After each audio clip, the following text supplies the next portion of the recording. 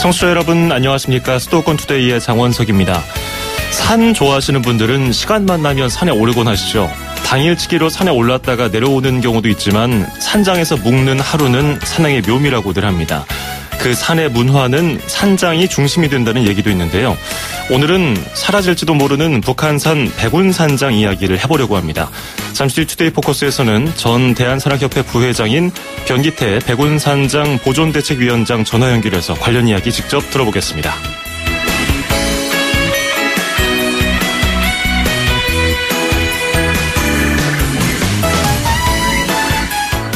오늘 아침 앵커가 뽑은 수도권 뉴스입니다. 서울시가 감정노동 근로자에 대한 심리상담을 강화한다고 밝혔습니다. 감정노동은 콜센터 상담원, 학습지 교사, 간호사 등 고객을 응대할 때 자신의 감정은 절제하고 소비자의 폭언에 쉽게 노출되는 근로 형태를 의미하는데요. 현재 서울노동권익센터 심리상담에 더해서 동북, 서북, 동남, 서남의 심리센터를 추가해서 모두 5곳의 심리상담을 진행한다고 합니다. 법률 서비스도 함께 지원할 계획이라고 발표했는데요. 많은 분들이 도움을 받으셨으면 좋겠습니다. 마룬5의 슈가 띄워드리면서 2017년 7월 3일 수도권 투데이 시작합니다.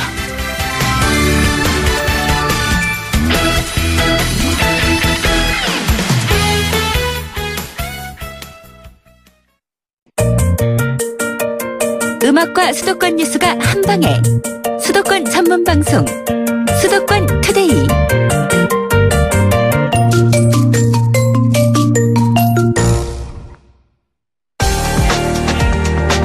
투데이 포커스. 등산 좋아하시는 분 중에서 북한산에 오르지 않아 본 분은 없을 겁니다. 그리고 북한산 등반하신 분들은 백운산장 한 번쯤 다 들어보셨을 텐데요. 우리나라에서 가장 오래된 민간 산장입니다. 그런데 북한산 국립공원에 귀속될 예정이라고 해서요. 이 존폐 기로에 섰다고 합니다. 어떤 사연이 있을지 전 대한산악협회 부회장인 변기태 백운산장 보존대책위원장과 이야기 나눠보겠습니다. 변 위원장님 안녕하세요. 네, 여보세요? 반갑습니다. 예. 네, 안녕하세요. 안녕하십니까. 네. 위원장님은 산에 오른 지는 얼마나 되셨습니까? 저는 개인적으로 산악회 활동한 지는 47년 정도 됐습니다. 47년 정도 산악회 하시고 또 네. 산악연맹 부회장까지 역임을 하셨으니까, 네, 그렇습니다. 산사람이라고 불러도 과언이 아니겠네요. 참 고귀한 단어죠. 한 사람이라는 건. 그렇군요. 겸손하시네요. 네. 자, 백운산장 오늘 얘기를 해보려고 하는데, 네네. 우리나라 최초의 민간 산장이라고 유명하지 않습니까? 네네. 정확히 언제 생겼습니까? 산장 기능을 하게 된 거는 1934년이니까요. 예. 예, 산장 기능으로서 83년 정도 됐는데, 실제로 10년 전부터 현재 산장 소유주의 그 할아버지가, 예. 1924년이 되겠는데요. 그때부터 그 자리에 자리를 잡아서 집을 지어서 살기 시작했습니다. 네. 예. 굉장히 오래된 민간 산장인데요. 정확히 위치가 어디쯤에 있습니까? 지금 우리가 우이동에서 예. 올라가는 등산로가 있는데요. 예. 거기서 백운대를 가기 직전에 마지막 그 해발 한 700m, 680m 정도에 위치하고 있습니다. 백운대 가기 전에 그러면 네네. 일반인들이 전문 등산가들 말고 일반인들이 바닥에서 땅에서 올라가기 네. 시작했을 때 얼마나 걸리나요? 도원사 보통 도원사 주차장까지 차를 이용해서 오게 되는데요. 예, 거기서부터 1시간 정도 걸립니다. 그렇군요. 네네. 자, 이 백운산장을 거치지 않은 등산가들은 없을 정도로 많은 분들이 여기에 대한 추억도 있다고 하시는데, 네네. 일단 백운산장의 이름은 흰백의 구름 문자를 쓰더라고요. 근데 예, 그렇습니다. 굉장히 운치 있는 이름인데 그 지역 그 산장에 안개가 많이 끼나요? 산장 주변에 해발이 있기 때문에 안개는 많이 끼지 않지만은 거기서 아침에 보면 그 서울 시내가 운해가 가득한 광경을 볼 수가 있습니다. 그렇군요. 네. 간판에도 특별한 사연이 있다고 들었는데요. 그것을 네네. 직접 쓰신 분이 특별한 분이시던데요. 네, 거기 백운산장이라고 현재 현판이 새겨져 있는데요. 예. 그거는 우리가 잘 아는 국민영웅, 마라톤의 국민영웅 송기정 옹께서 써주셨습니다. 네. 그렇군요.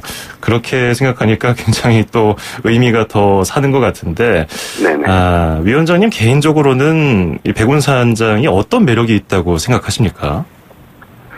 일단은 저도 뭐 전문 산악인이기 전에 산을 좋아하는 사람으로서 예. 산장의 위치가 절묘한 곳에 있습니다. 옛날에는 산장을 대신하는 기능이 뭐 절이었다면 사실 그 인근엔 절이 없습니다. 그래서 예. 아마 필요에 의해서 아마 져진 것 같고요. 모든 등산 좋아하는 사람들은 그 산장을 지나가지 않을 수 없기 때문에 예. 저도 어릴 때부터 산장에서 생활했고 늘 매주 산에 다니기 때문에 뭐 마치 고향과 같은 곳입니다. 예, 굉장히 익숙한 산장으로 기억에 남으셨겠는데요. 거기서 네네. 뭐 묵기도 하고 뭐 사람들과 담소도 나누고 휴식도 하고 그럽니까? 네, 그렇습니다. 오랫동안 예. 산장과 대피소가 다른 거는 대피소는 정말 말 그대로 대피하는 일시적인 장소지만은 아하. 산장은 머무르는 곳입니다. 그래서 전문 산악인들이 머물면서 산에 어떤 일이 생기면 정말 나가서 해결을 하고 뭐 그런 곳입니다. 네. 그러면 대피소에서는 사람 냄새가 안 나는데 산장에는 사람 냄새가 난다. 이렇게 설명을 해도 될까요? 그렇습니다. 대피소는 사람 냄새가 안 나니까 문화가 없는 것이고 산장은 사람이 기거하고 있는 것이기 때문에 문화가 있는 곳입니다. 산의 문화는 산장에서 또 시작된다. 이런 얘기도 있더라고요. 그렇습니다. 전 세계 어느 산장에서 많은 산장에서 노벨 문화상에 버금가는 많은 소설들이 나오기도 하고 네, 그렇습니다. 그렇군요. 굉장히 기운이 좋은 곳인 것 같은데 지금 위원장님 설명을 들어보니까 네네. 이제 또 현실적인 얘기를 안 해볼 수가 없습니다. 백운산장이 국가에 귀속될 예정이라고 하는데 어떤 사연이 있는 건가요? 아무도 그 백운산장이 깔고 있는 대지가 국유지입니다. 과거에는 내무부 땅이었지만은 지금 환경부 소유의 국가 땅으로 되어 있는데 그 땅에 오랫동안 산장이 위치하고 있었습니다. 뭐 이런 사례는 우리나라 국유지에 많은 그 자연불학이 있듯이 여기도 굉장히 오래됐기 때문에 어떤 근래에 어떤 목적이 뭐 영업을 하거나 어떤 목적에 지어진 산장이 아니고 일종의 단독주택이긴 하지만 자연불학 중에 하나입니다. 그래서 몇 해 전에 오래되다 보니까 그동안 많은 일들이 있었겠죠. 그래서 6.25 전쟁도 있었고 6.25 전쟁 중에 그 산장이 한번 반파가 되었고 1960년도에 그 산악인들의 힘을 모아서 산장을 재건을 했습니다. 이때 아마 상당히 그 모습이 장관이었고 지금보다 훨씬 그 힘든 상황이었기 때문에 우리가 영화 볼 때 맨 앞에 방송되는 그 대한뉴스 대한뉴스에서 올라와서 그 광경을 그 아래 우유동부터 목재를 쥐고 올라가는 모습을 촬영을 하고 뭐 그런 기록이 남아 있고요. 또 현재 지금 문제가 된 거는 1992년도에 등산객들이 그 버너를 잘못 만져갖고 산장의 지붕이 그 소실이 됐습니다. 그 화재가 나니까 산장을 재건축을 해야 되는데 그때는 이미 92년도에 그 사고가 났으니까 87년도에 북한산이 국립공원으로 지정됐거든요.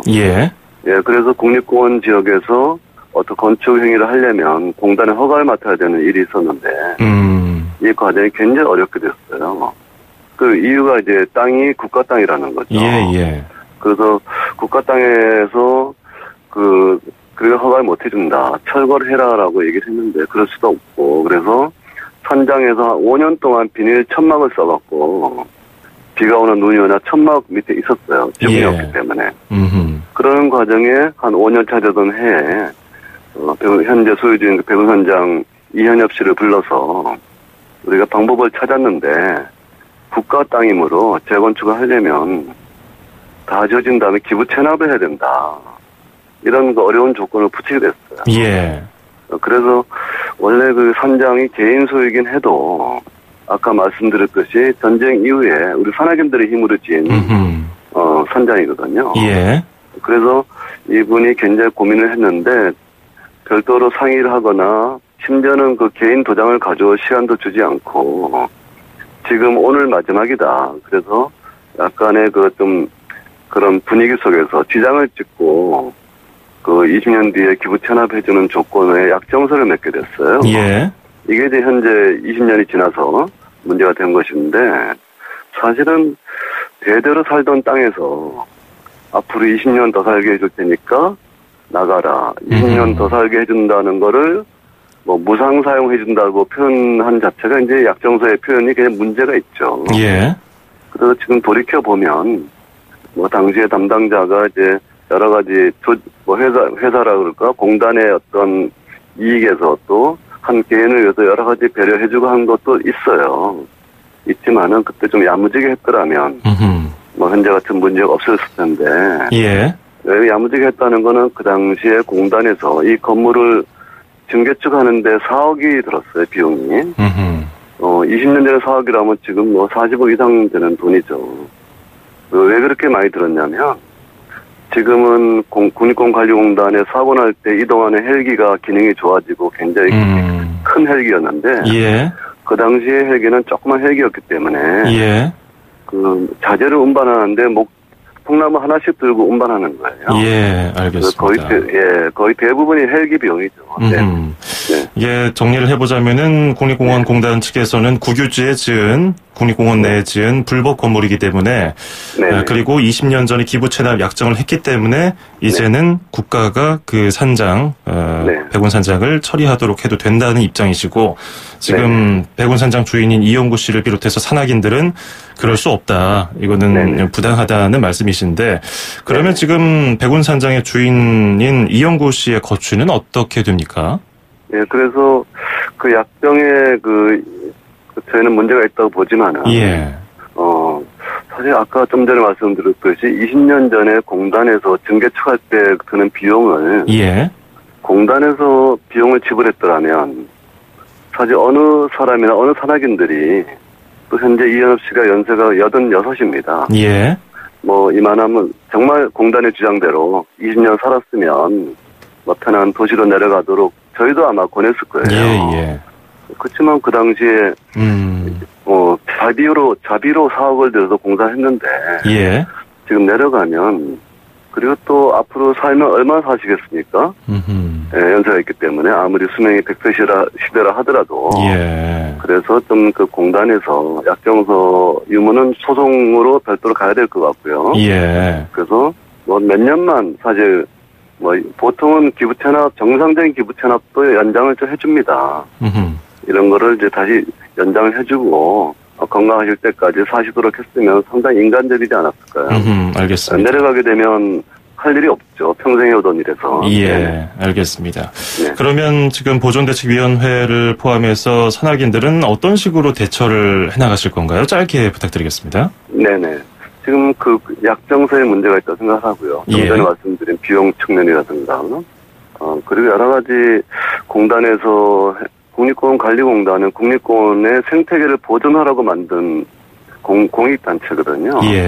그래서 너무 등산행위에 권한 밖의 그 행사를 많이 하고 있기 때문에 우리 산악인들은 백운 산장 문제를 계기가 돼서 그런 문제를 구체적으로 법률적으로 한번 지적하고자 합니다. 법적인 대응도 준비를 하고 계시군요. 네, 그렇습니다. 알겠습니다. 오늘 백운 산장의 존폐 문제에 대해서 다뤄봤습니다. 오늘 말씀 고맙습니다. 네네, 감사합니다. 네, 지금까지 전 대한산악협회 부회장인 변기태 백운 산장 보존대책위원장과 이야기 나눠봤습니다. 네, 방금 들어온 속보가 있어서 두 가지 전해드리고 이어가겠습니다. 문재인 대통령의 아들인 문준용 씨의 취업 비리 조작 사건과 관련해서 국민의당 제보 조작 사건과 관련해서 국민의당 측이 이유미 씨의 단독 범행이라는 결론을 내렸습니다. 조금 전에 국민의당 진상조사위원장인 김관영 의원이 얘기를 한 건데요. 이유미 씨 단독 범행으로 잠정 결론 내렸다고 밝혔습니다. 조금 뒤에 11시에 국민의당에서 관련 내용을 자세하게 브리핑할 내용이라고 하니까요. 예정이라고 하니까요. 잠시 뒤에 전해드리도록 하고요. 더불어서 갑질 횡포 논란으로 얼마 전에 회장직에서 사퇴한 미스터피자 창업주 정우현 전 회장이 서울중앙지방검찰청에 출석을 했습니다. 오늘 이제 9시 반부터 조사가 시작되는데요. 기자들의 질문에 조사에 성실히 임하겠다고 밝힌 뒤에 조사실로 들어갔습니다. 자세한 내용 들어오면 다시 한번 전해드리도록 하겠습니다. 수도권에서 일어나는 모든 소식을 함께합니다. 수도권 투데이. 길에서 보고 듣는 세상. 뉴스에서 접한 궁금한 점들, 운전하면서 겪는 희로애락, 생활 속 이야기를 풀어주세요. 세상 사는 이야기 함께 나눠보는 운수대통, 만사형통, 통통 메시지.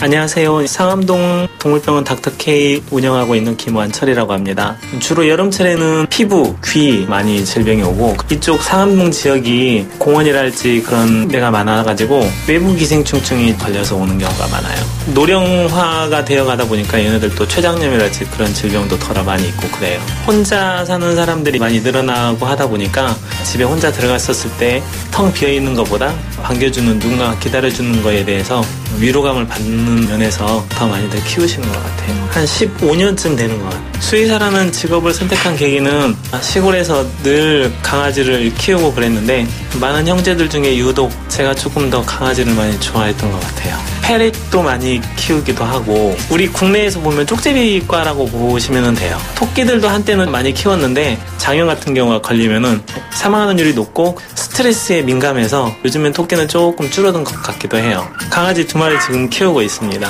얘네들도 표현은 하는데, 사람 같은 경우는 아프다 그러면은 최대한 검사를 해서 질병을 찾아내려고 하지만 동물은 본인의 의지가 아니기 때문에 그러한 면이 조금 어려워요. 보호자분들도 통제가 안 되는 아이들이라고 보면 막무가내에 있는 아이들이 있어서 하다가 이제 물리는 경우도 덜어 있고 그래요. 강아지들도 야단치고 그러면은 그 순간에 힘이랄지 뭐 기세에 의해서 주눅이 들거나 그럴 수는 있겠지만 진짜 협조적이지는 않거든요. 괜찮아, 이렇게 잘할 수 있어, 달래고 그러면은 훨씬 더 잘해요. 배우고 개척해 나가야 될 부분도 훨씬 더 많고, 아직 굉장히 많이 사람 의료에 비해서 부족하거든요. 해나가야 될 게 너무 많아요. 이 업종에 계신 분 중에는 임상하다가 수술기구를 주로 개발하는 쪽으로 하시는 분들도 있고, 그래서 생각의 폭을 좀 더 많이 더 넓혀봤으면 좋겠어요. 견주들 또는 이제 농장주들이 비용 문제 때문에 전문 지식 없이 약물을 사다가 자가 백신이랄지 그런 것도 하는데, 그게 어떻게 보면은 결국은 사람한테 안 좋게 돌아오는 일이거든요. 동물들한테 과다 약물 오남용이 많아지면 그 약물들로 인해서 슈퍼박테리아가 생긴달지 그러면 결국은 또 사람한테 돌아오고 하는 거기 때문에 뭐가 가장 바람직한 것인가를 생각을 해봤으면 좋겠어요. 네, 운수대통 만사형통 통통 메시지, 오늘은 김완철 수의사의 사연이 도착했습니다.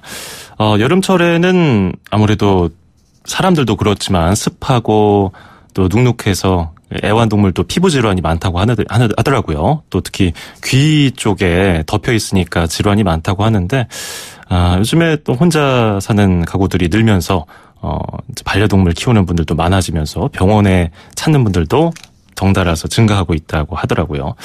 강아지나 뭐 애완동물을 좋아하지 않고서는 수의사가 되기 힘들겠죠. 그래서 뭐 야단치고 해도 소용이 없다는 걸 아신 것 같아요. 달래면서, 아기랑 똑같은 것 같아요. 이렇게 아이고 괜찮다 하면서 진료를 보고 있다고 하시는데, 가장 중요한 것은 전문가에게 물어보는 거죠. 실제로 뭐 인터넷에 쳐서 어떻게 치료하면 좋겠을까, 어떻게 치료하면 좋을까요? 뭐 이런 식으로 물어보고 그의 답변을 듣고 뭐 해서 괜찮으면 괜찮은데, 이게 부작용이 생길 수가 있으니까 아무래도 동물병원을 찾아서 동물들 진료받도록 하는 게 좋을 것 같습니다. 자, 김한철님께는 수도권 투데이에서 준비한 선물 보내드리겠습니다. 저희 운수대통 만사형통 통통 메시지에 참여하시면요, 듣고 이해하고 말할 수 있는 영어 소원영어에서 온라인 강의 수강권, 그리고 허벌라이프에서 식사 대용 쉐이크, 포뮬라1 건강한 식사와 쉐이커를 드리겠습니다. 짧은 문자 50원, 긴 문자 100원이 드는 샵 0945, 우물정 0945로 문자 보내주시기 바랍니다. 그리고 조금 전에 속보가 하나 들어와서 그거 좀 정리하고 있었는데요. 하나 더 전해드릴게요. 조금 전에 국민의당에서 오늘 아침에 그 김관현 의원이 이유미 씨가 단독 범행을 했다, 이렇게 결론을 내렸다는 소식 전해드렸는데, 검찰 수사는 계속 진행 중입니다. 제보 조작 사건을 수사 중인 검찰이 국민의당 이준서 전 최고위원을 피의자 신분으로 지금 소환했습니다. 현재 기자들 앞에서 인터뷰를 하고 있는 중인데요. 일단은 검찰 소환 전에 이 전 의원은 본인은 증거 조작 사실을 전혀 몰랐다고 혐의를 부인하고 있었습니다. 지금 어떤 얘기를 하고 지금 막 이제 검찰청사로 기자들 질문을 마치고 들어가고 있는데요. 여전히 조작 사진을 몰랐다. 그리고 내가 알고 있는 모든 진실을 밝히면 정황이 밝혀질 것이라 생각한다. 왜 조작된 내용을 보냈는지 의문이다. 그리고 이 사태 이전까지 한 번도 진실 여부를 의심한 적이 없다. 그러니까 조작 사태가 사회에 알려지기 전에는 진실 여부에 대해서 의심한 적이 없다. 이런 얘기고요.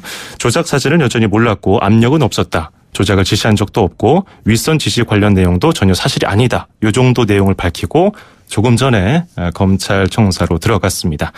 자세한 내용은 잠시 뒤에 이어지는 뉴스에서 다시 한번 전해드리도록 하고요. 마이클 잭슨의 밴 듣고 2부에서 뵙죠. 2,500만 수도권 청취자를 위한 모든 소식이 한자리에 YTN 뉴스 FM 수도권 투데이 FM 94.5MHz YTN 뉴스 FM 수도권 투데이 2부입니다.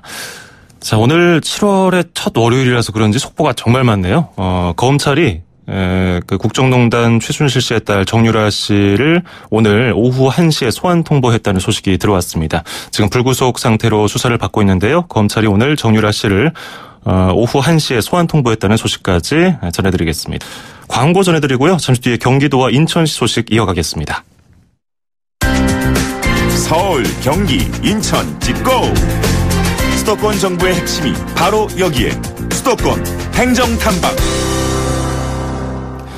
수도권 행정탐방 월요일 순서 경기도로 떠나보겠습니다. 김윤기 버스정책과 노선계획팀장 연결하겠습니다. 김 팀장님 안녕하세요. 네, 안녕하세요. 예. 버스정책과 노선계획팀장입니다. 반갑습니다. 이번에 공항버스 요금이 크게 인하된다고 들었습니다. 공항버스와 더불어서 이 관련 설명 좀 부탁드리겠습니다. 네. 공항버스를 하면 우리 도내 특정 지점에서 김포공항 또는 인천공항을 종점으로 해서 정기적으로 운행하는 모든 버스를 말하며 네. 현재 우리 도에서 운행하고 있는 시외 공항버스는 두 종류가 있습니다. 하나는 기점과 종점을 운행하면서 자유롭게 승객을 승하차시킬 수 있는 일반 시외 직행버스가 있고 예. 다른 하나는 이번에 요금을 인하하는 한정면허버스로서 이 버스는 기점과 종점을 정차하지 않고 직통으로 운행하는 특성이 있습니다. 예, 공항에 자주 공항버스 이용해서 다니시는 분들은 요금이 좀 비싸서 부담스럽다는 분들이 많았지 않습니까? 네. 그래서 경기도가 대중교통 이용 요금을 부담을 덜어주기 위해서 시행하고 있는 정책인데 이게 언론 보도에 따르면 7월 11일 다음 주 화요일부터 시작이 되죠? 네. 예. 그러면은 기존에보다 얼마나 싸게 탈 수 있고요. 또 경기도의 모든 공항버스 이용에 적용이 되는지 궁금하네요. 이미 말씀을 드렸듯이 이번에 요금을 내리는 버스는 한정면허 공항버스가 되겠습니다. 예.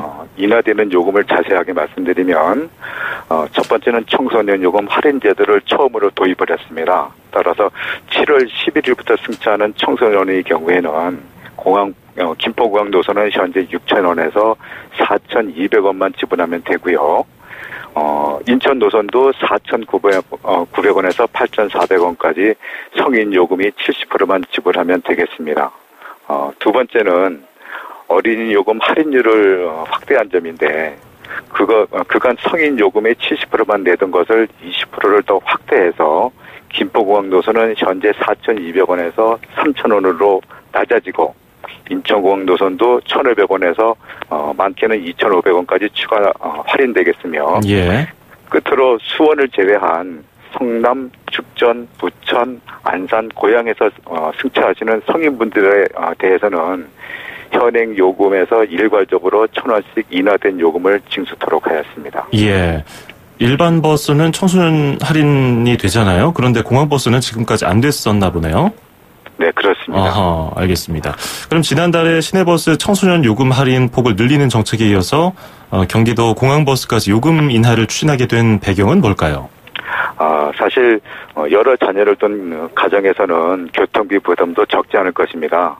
따라서 우선 그런 가정에 경제적 보탬이 되고자 함이었고 두 번째는 버스 회사의 운송 수지가 매우 좋아진 점인데 2001년 이후 인천공항을 예로 들면은 유가도 비교적 안정적이었고 인천대교와 고속도로 개설 등으로 운행거리가 많이 단축되어 원가는 낮아진 반면 공항 이용객은 약 4배나 증가되었습니다. 예. 그렇다 보니 운송사들의 그 수지가 운행 개시 당시보다 매우 좋아져서 영업이익의 일정 부분을 이용객들에게 환원시킬 필요가 있다는데 도와 업계가 공감을 하고 그 방법의 하나로 요금 인하를 추진하게 된 것입니다. 그렇군요. 이와 더불어서 공항버스 이용자 편의를 돕기 위해서 버스 업체들이 좀 투자를 계획하고 있다고 하던데 그 내용도 좀 들어볼까요? 도내 한정면허 공항버스는 3기 업체가 있습니다. 예. 이번에 3개사 모두가 서비스 개선에 총 75억 원을 투자하기로 했습니다. 우선 오는 10월 인천공항 제2터미널 개항으로 운송사들은 35km를 연장 운행해야 하는데 그럴 경우 각 운송사가 현재 보유하고 있는 차량으로는 각 정류장에서 현재의 배차 간격을 유지할 수가 없습니다. 그래서 총 30대의 버스를 증차해서 현재 배차 간격을 좁히도록 하였고 한수 이북, 특히 연천 지역 등은 버스 한 대로 1일 2회만 운행하여 주민들의 불편이 많았는데 이번에 버스 한 대를 증차하고 운행 횟수도 4회로 증액시켜서 연천, 동두천, 의정부 지역 주민들이 공항버스를 보다 편리하게 이용할 수 있도록 하였고 예.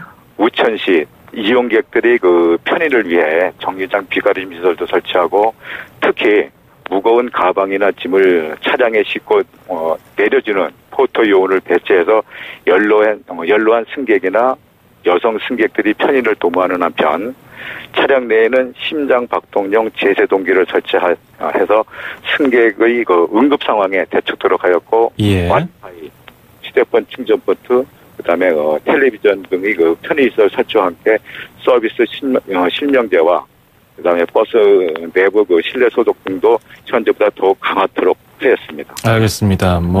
요금, 버스 요금, 그러니까 공항으로 가는 공항버스 요금도 어느 정도 줄어들었고, 그 과정에 워낙 업체와 마찰이 있었기 때문에 여러 차례 협의를 거친 것으로 알고 있습니다. 앞으로도 도민들을 위해서 이런 행정 부탁드리고요. 오늘 말씀 여기까지 듣도록 하겠습니다. 고맙습니다. 네, 고맙습니다. 네, 지금까지 김윤기 경기도 버스 정책과 노선 계획 팀장이었습니다.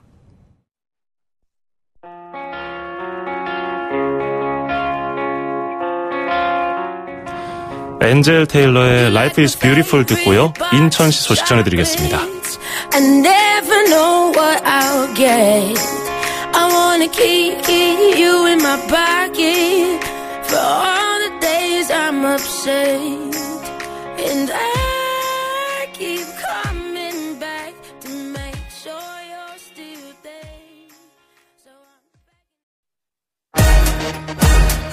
출입처 기자들의 수첩을 살짝. 가장 빠른 수도권 소식을 전해드립니다. 여기는 출입처입니다. 월요일 아침마다 인천광역시 소식 알아보고 있죠. 경인일보의 이현준 기자 전화 연결되어 있습니다. 이 기자 안녕하세요. 예, 안녕하세요. 네, 인천광역시가 주거 취약계층을 위한 맞춤형 영구 임대주택, 이른바 공감주택 건설을 추진한다는 소식이 들어와 있는데 어떤 내용입니까? 그렇습니다. 오는 2019년부터 2027년까지 총 5,190호 규모의 맞춤형 영구 임대주택을 공급하겠다는 게 인천시 계획입니다. 매년 300에서 600호의 영구 임대주택을 공급하겠다는 겁니다. 인천시는 이 같은 내용을 담은 주거복지 기본계획안을 최근 발표했습니다. 인천시는 영구 임대주택 공급뿐만 아니라 낡고 허름한 집에 살고 있는 취약계층을 대상으로 한 주택 개보수 사업을 확대 지원할 계획입니다. 2027년까지 주로 구도심 지역에 분포한 노후주택 6,580가구를 보수할 방침입니다. 인천시는 이외에도 내년부터 2027년까지 매년 1,270가구에 월세 보조금 등 임대료를 지원하겠다고 했습니다. 예. 이들 사업을 추진하기 위한 총 사업비 규모는 약 4,600억 원 정도로 추산됐습니다. 예. 영구 임대 아파트 공급부터 노후주택 보수, 또 임대료 지원까지 이 기본 계획의 범위가 굉장히 넓어 보이는데요. 이번 기본 계획안이 어떻게 마련됐습니까? 인천시는 지난해부터 올해 초까지 인천 지역 기초수급자와 주거급여 지원 대상자 등 주거 취약계층 3,700여 명을 대상으로 실태조사를 벌였습니다. 이 실태조사 결과가 이번 주거복지 기본계획안 수립의 토대가 됐습니다. 행정기관이 어떤 정책을 펴길 원하는지 대상자들에게 직접 물어본 건데 맞춤형 지원 정책을 펼치겠다는 취지가 컸습니다. 대상자들에게 직접 물어본 것이 핵심이네요. 그러면 그분들이 어떤 대답을 했습니까? 실태조사에선 집이 없는 취약계층의 경우에 가장 필요한 주거지원 프로그램으로 장기 공공 임대주택 공급을 꼽았습니다. 총 28.5%가 응답했는데요. 다음으로는 월세 보조금 지급과 전세자금 대출 지원, 주택 개량 지원 순으로 나타났습니다. 보존금이나 월세가 싼 공공임대주택이 더욱 필요하다는 뜻으로 해석되고 있습니다. 허름하거나 오래된 집이 있는 취약계층은 주택 개량을 가장 원하는 것으로 조사됐습니다. 인천시의 이번 주거복지 기본계획안이 주거 취약계층들의 다양한 사정에 맞는 맞춤형 지원책이 될 수 있을지 관심입니다. 예. 자, 그리고 경인전철 동인천역에서 용산역까지 40분에 주파할 수 있다는 소식도 들어와 있네요. 그렇습니다. 동인천역에서 용산역까지 일반 전철을 타면 60분 정도, 약 1시간 정도가 필요한데요. 예. 이것보다 20분 더 빠르게 갈 수 있는 특급 급행열차가 오는 7일부터 운행을 시작합니다. 국토교통부는 이 같은 내용을 담은 광역 급행열차 확대 시행 계획을 확정해 발표했는데요. 이 특급 급행열차는 동인천역을 출발해 주안과 부평, 구로와 신도림, 노량진역 등 주요 환승역을 거쳐 용산역까지 운행됩니다. 승객이 많은 송내와 부천역도 서게 됩니다. 특급 급행열차는 오전 9시부터 오후 6시까지 하루 18차례 운행됩니다. 예, 이번 주 금요일 7일부터 이 구간 이용하시는 분들은 도움이 많이 될 것 같은데요. 수인선 인천에서 오이도 구간에도 급행열차가 도입된다면서요? 그렇습니다. 인천역에서 오이도역까지의 수인선엔 그동안 급행열차가 없었는데요. 이번에 새로 도입됩니다. 수인선 급행열차는 인천역을 출발해 인하대와 연수역, 원인제역과 인천 논현역, 소래포구역을 거쳐 오이도까지 가게 됩니다. 출퇴근 시간대를 중심으로 하루 8차례 운행됩니다. 국토부는 서울과 문산 간 경의선과 오이도에서 금정 간 안산선 구간에도 급행열차를 확대 운행하기로 했습니다. 수도권 철도 급행 노선 확대는 대통령 공약사항이기도 합니다. 인천 시민을 포함한 수도권 주민들의 교통 편의가 더욱 높아질 것으로 예상됩니다. 예, 오늘 여기까지 듣겠습니다. 고맙습니다. 감사합니다. 네, 지금까지 경인일보의 이현준 기자였습니다.